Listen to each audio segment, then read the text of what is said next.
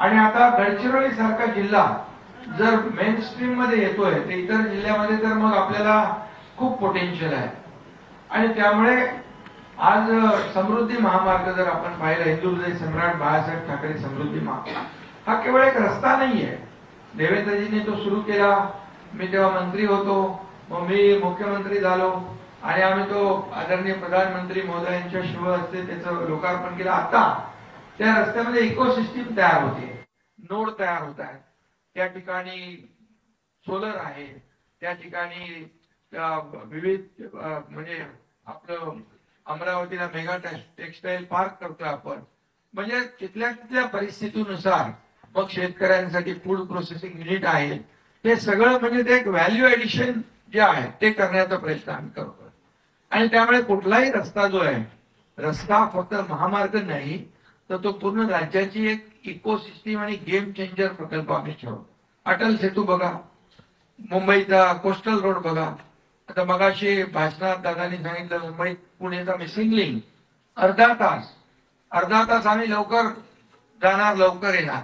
म्हणजे मुंबई पुणेमुळे तिकडे काय झालं, आयटी पार्क झाले, सर्व्हिस इंडस्ट्री आली, मोबाईल इंडस्ट्री आली, रिअल इस्टेट बूम झालं. म्हणजे एक रस्ता काय करू शकतो असं आम्ही अनेक रस्ते म्हणजे इन्फ्रास्ट्रक्चर या अर्थसंकल्पात घेतलेले आहे. रस्ते, कनेक्टिव्हिटी, आणि त्यामुळे कनेक्टिव्हिटी महत्वाची आहे. आज मुंबई गोवा कोस्टल मार्ग आम्ही करतोय, सागरी महामार्ग, पर्यटन वाढणार आणि इतर जे काही, त्यामुळे पर्यटनाला देखील पैसे ठेवले त्याच्यामध्ये. आणि म्हणून जवळपास जे काही 5,000 किलोमीटरचं ग्रीड जे आहे म्हणजे वेगवेगळ्या टप्प्यामध्ये ते आम्ही या ठिकाणी, शक्तीपीठ आहे, इतरही रस्ते आहेत. म्हणजे पायाभूत सुविधा, खऱ्या अर्थाने ज्या राज्याच्या पायाभूत सुविधांवर खर्च जास्त असतो त्याची प्रगती जास्त पुढे वेगाने होत असते. हे गणित आहे, साधं समीकरण आहे. त्यामुळे या आपण जर बघितलं तर पायाभूत सुविधांसाठी खूप मोठ्या प्रमाणावर निधी आम्ही त्याची आकडेवारी अजितदादांनी दिलेली आहे, त्या आकडेवारी नाही.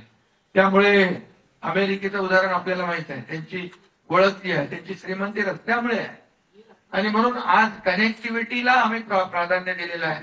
फक्त रस्त्याच्या कनेक्टिव्हिटी नाही तर एअरपोर्ट देखील घेतले. आता एक नवीन मुंबईचा होतोय, एक वाढवणचा आम्ही करतोय. इतर जे एअरपोर्ट आहे ते नाईट लँडिंग आहे, तिथे सोयी सुविधा आहे, ते स्ट्रीप वाढवणे आहे. महाराष्ट्रातले अनेक एअरपोर्ट आम्ही डेव्हलप करतोय.